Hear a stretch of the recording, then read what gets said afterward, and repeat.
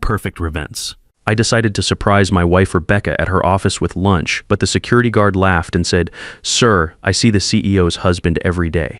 There he is. Now, he was pointing at a man who definitely wasn't me. My name is Michael Thompson. I'm 58 years old. And that Thursday afternoon in October changed everything I thought I knew about my 25-year marriage.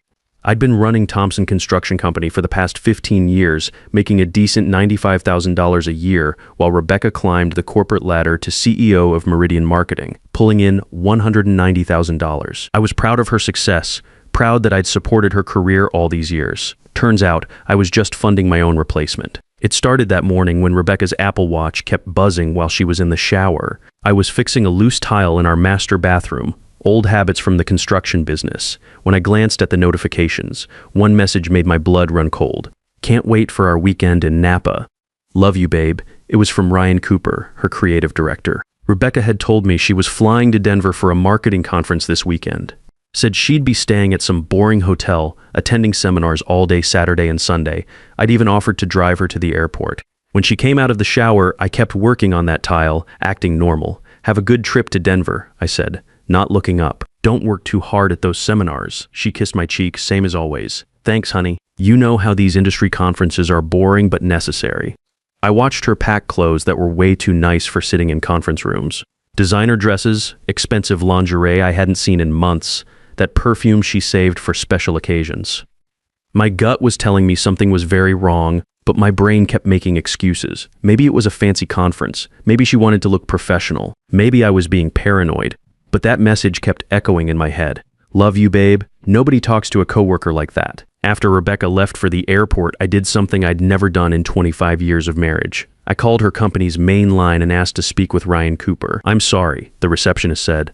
"Ryan's out of office until Monday. He's attending a conference in Napa Valley." Napa Valley, not Denver. I hung up and sat in my kitchen, staring at the coffee mug Rebecca had used that morning. My hands were shaking. In 25 years, Rebecca had never lied to me. We'd built our life on trust. I'd supported her through business school, celebrated every promotion, took care of the house so she could focus on her career.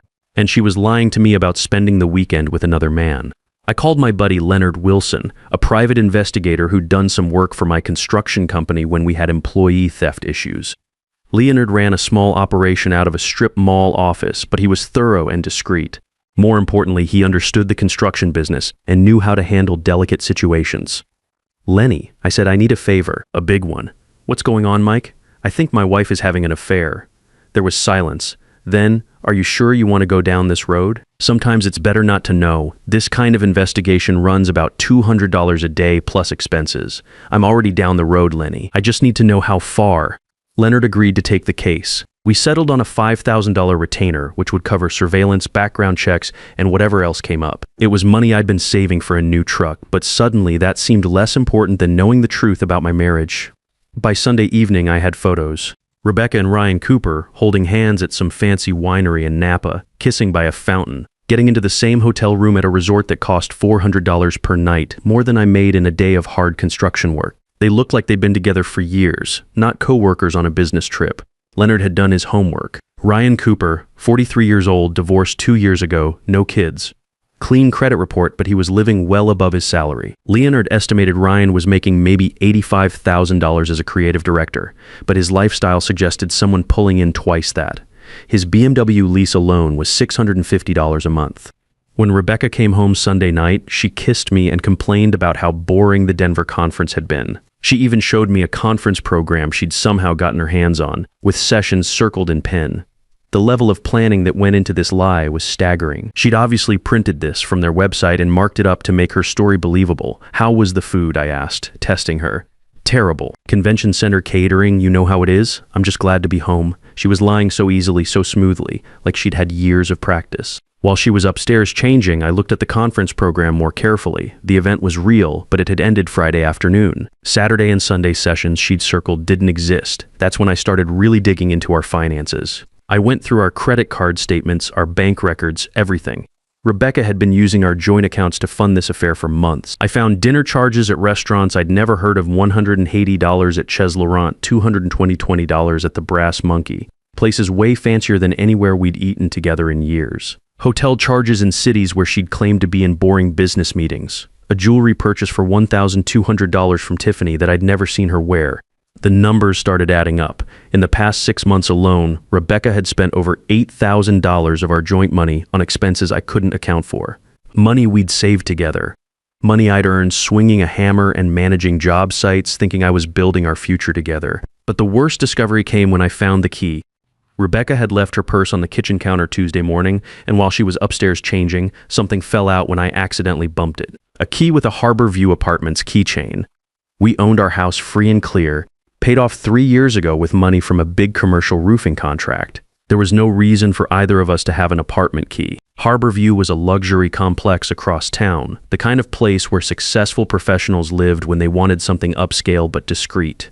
Monthly rent started at $2,800 for a one-bedroom. I'd driven past it plenty of times on job sites, sleek glass buildings with fancy landscaping and valet parking. I took a long lunch that day and drove to Harbor View. The key had apartment 237 stamped on it. I sat in my work truck in the visitor parking area for 20 minutes, staring at that key and wondering if I really wanted to know what door it opened. But after 25 years of marriage, I had to know the truth no matter how much it hurt. Walking into that apartment was like entering an alternate reality. The key turned easily and I stepped into a space that was clearly lived in, clearly loved. This wasn't some temporary hideaway or occasional meeting spot. Rebecca and Ryan had created a whole second life here, complete down to matching coffee mugs on the kitchen counter and family photos on the mantle, photos of a family that didn't include me. The living room was decorated in Rebecca's style, but with touches I'd never seen at our house. Expensive throw pillows in colors she claimed to hate. A modern art piece on the wall that must have cost thousands. Fresh flowers in a crystal vase, white roses, her favorites, the kind I used to bring her for anniversaries before she stopped noticing such gestures. But it was the bedroom that really destroyed me. Rebecca's clothes hanging next to Ryan's in a walk-in closet that was bigger than my office. Her perfume on the dresser next to his cologne. 2 bathrobes hanging on hooks behind the door, his and hers. Like some twisted version of domestic bliss. In our house, Rebecca kept her things separate, organized, professional. Here, their lives were completely intertwined. I found myself doing what I do best, taking inventory, documenting everything like I was estimating a job site. My phone camera clicked steadily as I photographed the evidence, the joint lease agreement in both their names, utility bills showing they'd been living here for 8 months. 8 months of coming home to me every night after spending their real lives together. On the kitchen counter was a folder labeled Future Plans in Rebecca's careful handwriting. My hands shook as I opened it, house listings all in Ryan's name only. Places in Scottsdale, Austin, Charlotte, cities where Meridian Marketing had been discussing expansion opportunities. Rebecca had been planning our escape route, or rather their escape route. The vacation brochures hurt almost as much as the house listings. Italy, New Zealand, Japan trips Rebecca had never mentioned to me, places she'd apparently been dreaming of visiting with someone else. We'd talked about travel over the years, but she'd always said she was too busy, too focused on her career to take extended vacations. Apparently, she just wasn't interested in taking them with me.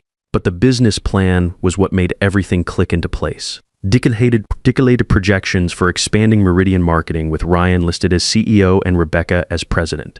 Revenue forecasts, staffing plans, market analysis, the kind of thorough business planning that Rebecca excelled at. They weren't just having an affair. They were planning a complete life restructuring, both personal and professional. At the bottom of the folder was what I'd been dreading to find but somehow knew would be there, legal documents. Rebecca had met with divorce attorney Jennifer Mason 3 times in the past 2 months. The consultation notes were brutal in their calculation. Rebecca's strategy was to claim irreconcilable differences and emotional abandonment. She planned to argue that my lack of ambition and resistance to her professional growth had made the marriage unsustainable. The attorney had recommended she document instances of my alleged emotional unavailability. My preference for quiet evenings at home would become social isolation. My satisfaction with my construction business would become lack of drive. My support for her career, all those nights I'd handled dinner and housework so she could work late, would somehow be twisted into evidence that I was holding her back. Reading through those notes, I realized Rebecca had been building a case against me for months while I slept next to her every night, trusting her completely. Every conversation we'd had about future plans, every discussion about money or career goals, she'd been mentally cataloging as ammunition for her legal strategy. The consultation summary estimated legal fees would run $15,000 to $20,000 for a contested divorce. But Jennifer Mason seemed confident they could secure 70% of our joint assets by painting me as an inadequate husband who'd contributed to the marriage's failure through emotional neglect. I photographed every page, my hands steady despite the rage building inside me. 25 years of marriage, and she'd been planning my replacement like a corporate restructuring project. The methodical nature of it was almost worse than the betrayal itself. When I got home that evening, Rebecca was already there, cooking dinner like nothing had happened. She kissed my cheek and asked about my day, the same routine we'd followed for years. But now I could see it for what it was: performance art designed to maintain the status quo until she was ready to execute her exit strategy. How was work? I asked, watching her face carefully. Busy. Ryan and I had to revise the Johnson campaign proposal. We'll probably need to work late a few nights this week to get everything ready. More lies delivered with the same casual ease she'd been using for months. I wondered how many of those late nights at the office had actually been spent at Harbor View Apartments, planning our future while I waited at home with dinner getting cold. That night, I lay in bed listening to Rebecca's peaceful breathing and made my decision. I wasn't going to be the passive victim in her carefully orchestrated divorce plan. If Rebecca wanted a strategic battle, she was about to discover that the quiet construction guy she'd been underestimating for years had learned a thing or two about planning and execution during his 15 years running a successful business. The next morning, after Rebecca left for what she claimed was an early client meeting, I called Philip Anderson. Philip had handled the legal work when I incorporated Thompson Construction Company 5 years ago, and he knew the ins and outs of asset protection for small business owners. "Philip," I said, "I need a divorce attorney. The best you know." "Mike, what's going on? You and Rebecca always seemed solid." I spent the next hour telling him everything: the affair, the apartment, the legal strategy I'd discovered. Philip listened without interrupting, taking notes in his careful attorney handwriting.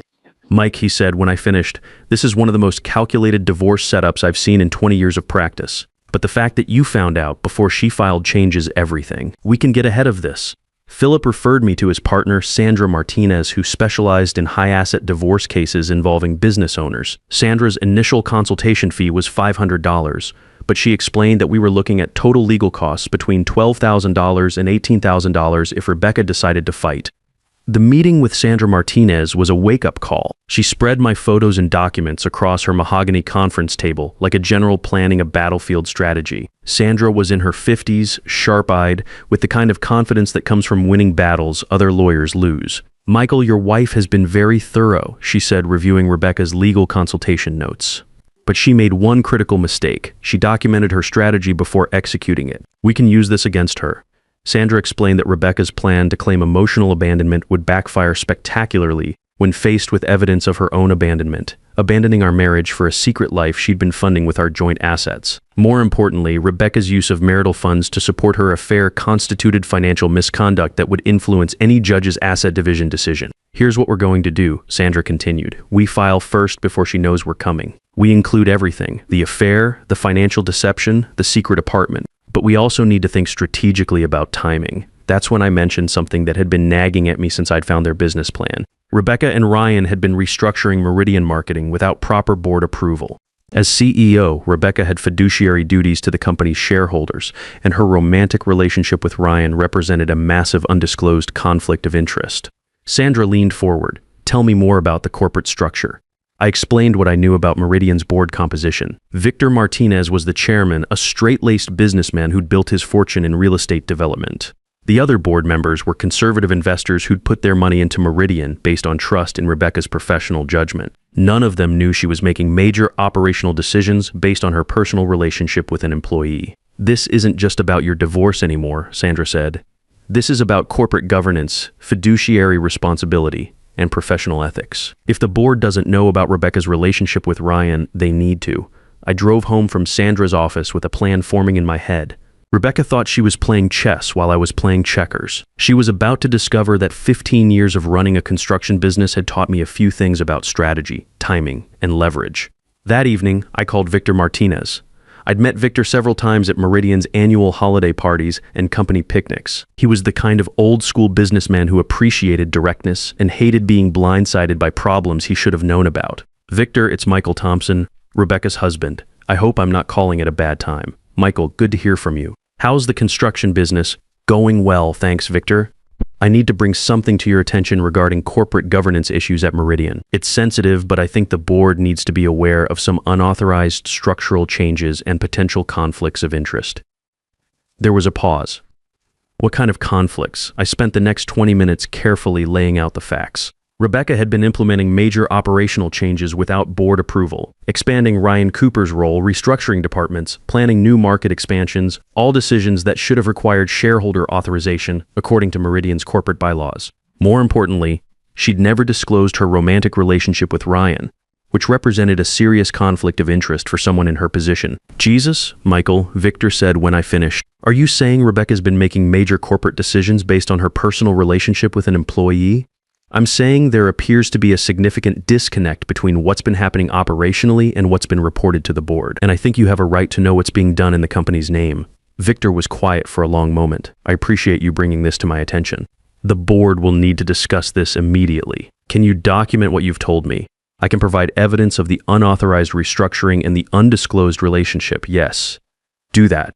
Send everything to my office by tomorrow morning. And Michael, thank you for having the integrity to come forward with this." After I hung up, I sat in my home office, the room where I'd planned construction projects and managed contracts for 15 years, and prepared the most important presentation of my business career. I organized the evidence methodically. Photos from the apartment, copies of their business plan, financial records showing the company resources being used inappropriately, documentation of Ryan's unauthorized role expansion. The next morning, I delivered a complete evidence package to Victor's office. His assistant, a professional woman in her 40s, handled the confidential envelope like she knew its contents could change everything. "Mr. Martinez asked me to tell you he'll be in touch soon," she said. "He wanted to thank you personally for your discretion in this matter." 2 days later, Rebecca came home looking like she'd been hit by a truck. Her usual composed CEO demeanor was cracked around the edges, replaced by something I'd rarely seen, genuine fear. "The board has called an emergency meeting," she said, setting her briefcase down with shaking hands. "Victor Martinez is asking pointed questions about corporate governance and undisclosed conflicts of interest." I looked up from the newspaper I was pretending to read. "That sounds serious. Someone's been feeding them information about internal operations." Her voice was tight, controlled, but I could hear the panic underneath. "Someone who had access to confidential strategic planning documents? Maybe someone at the company has concerns about proper procedures," I said, keeping my tone neutral. Rebecca stared at me for a long moment. I could see her trying to process whether I knew anything, whether I could be responsible for her professional crisis. But the quiet, supportive husband who'd never challenged her decisions in 25 years was apparently beyond suspicion. "They're bringing in an outside consultant to review all operational changes from the past year," she continued. "Every promotion, every role modification, every strategic decision. And they want documentation of the decision-making process for each change." I folded my newspaper calmly. "I'm sure everything will work out fine. You've always been thorough about following corporate procedures."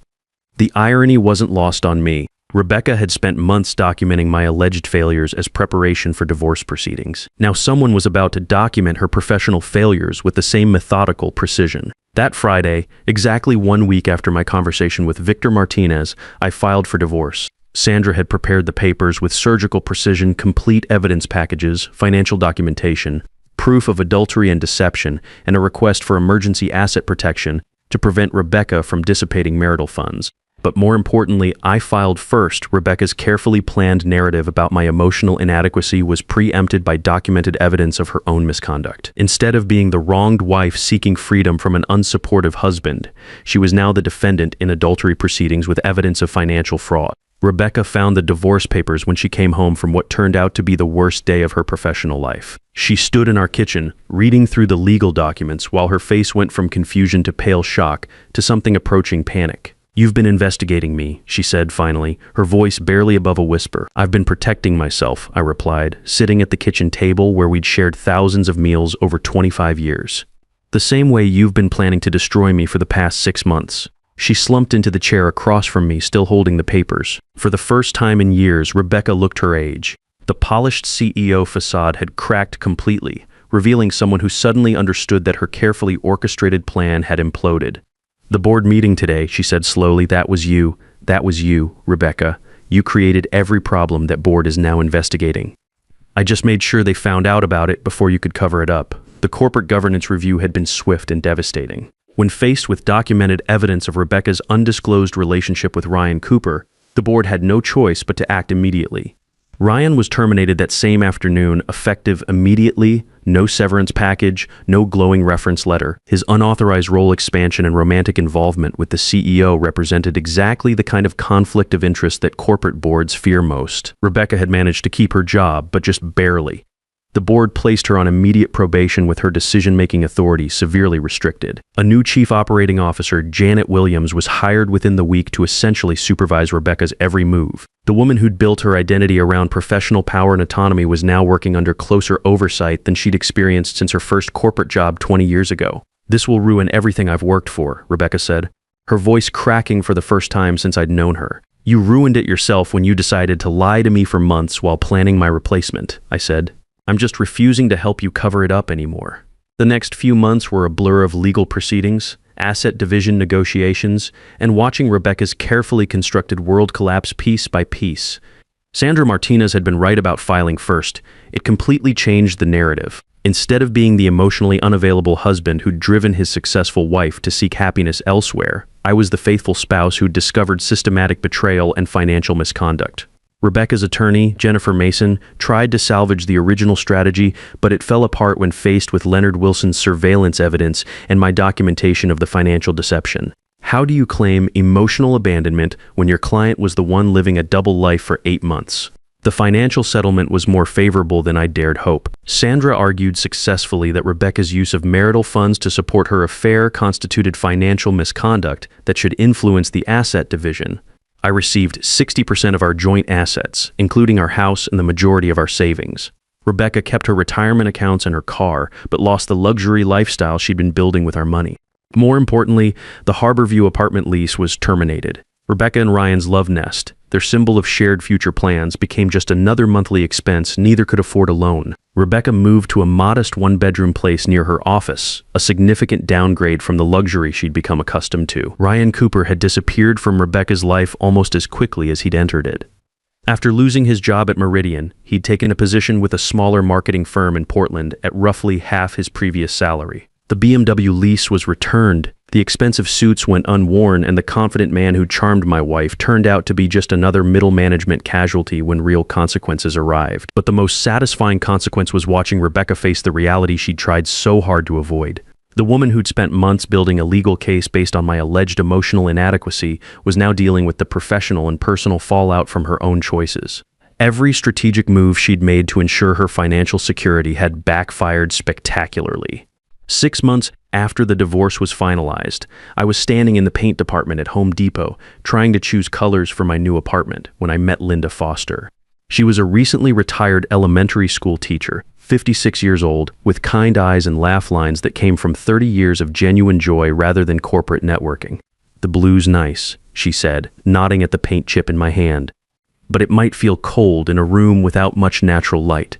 We ended up talking for an hour in that paint aisle. Linda was recently widowed, her husband of 28 years having passed from cancer the previous year. She understood loss, but more importantly, she understood the value of simple honesty in relationships. When I told her I was recently divorced, she didn't pry for details or judge the circumstances, she just listened. Our first date was coffee at a diner near my apartment. No fancy restaurants, no expensive wine, no performance or pretense. Just conversation about books, travel dreams, and the challenge of starting over in your 50s. Linda found my contentment with simple pleasures charming rather than evidence of limited ambition. She appreciated that I'd built a successful business through honest work and treated my employees fairly. "You know what I like about you, Michael?" she said during our third date. "You're comfortable with who you are. You don't need to be someone else to feel valuable." It was exactly what I'd forgotten I was looking for. We've been together for 18 months now, and I'm genuinely happier than I've been in years. Linda moved in last spring, and she's brought a warmth to my space that I didn't realize had been missing. My construction business is thriving. Turns out I work better when I'm not constantly worried about disappointing someone whose love came with impossible conditions. Linda appreciates the life we're building together rather than constantly measuring it against some imaginary standard of success. She celebrates my business achievements, enjoys our quiet evenings, and never makes me feel like I need to be more ambitious or dynamic to earn her affection. Last month, Rebecca called me. It was the first time we'd spoken since the divorce was finalized. "Michael," she said, "I wanted to apologize for how everything happened." I listened without saying much. I convinced myself our marriage was already over, that I was just being honest about reality.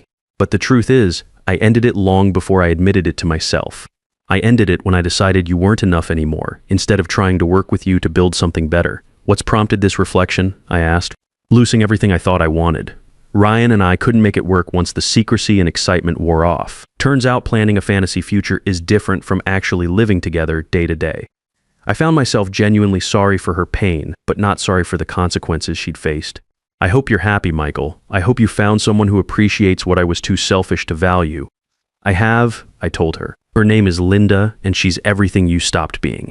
Honest, kind, and capable of love without conditions or exit strategies. After she hung up, I sat in my comfortable living room, the one Linda and I had furnished together with pieces we both loved rather than status symbols, and reflected on the journey that had brought me here. At 58, I'd learned that sometimes losing what you thought was your whole world is actually the first step toward finding the world you were meant to live in. Sometimes the quiet guy who builds things with his hands and values loyalty over ambition has more wisdom than the CEO who thinks manipulation is a business strategy. These days, I sleep well at night, knowing that every person in my life chose to be there honestly, not as part of some elaborate strategic plan, and that more than any divorce settlement or professional vindication is what real victory looks like. Sometimes the greatest act of love is refusing to enable someone who's systematically destroying both your lives, and sometimes the person who thinks they're trading up discovers they were actually trading away the only real thing they had. Real strength isn't about accepting betrayal quietly, it's about having enough self-respect to document the truth, seek justice through proper channels, and build something authentic with someone who values honesty over manipulation. The people who mistake loyalty for weakness often discover too late that loyal people aren't passive victims. They're strategic thinkers who know the difference between supporting someone's growth and funding their own replacement. In a world full of people chasing excitement and upgrades, the ones who appreciate simple honesty and genuine partnership are the real treasures, and they're worth waiting for, even if it takes 58 years to find them. The best revenge against someone who betrayed your trust isn't destruction. It's building a life so honest and fulfilling that their manipulation becomes irrelevant and their absence becomes a gift.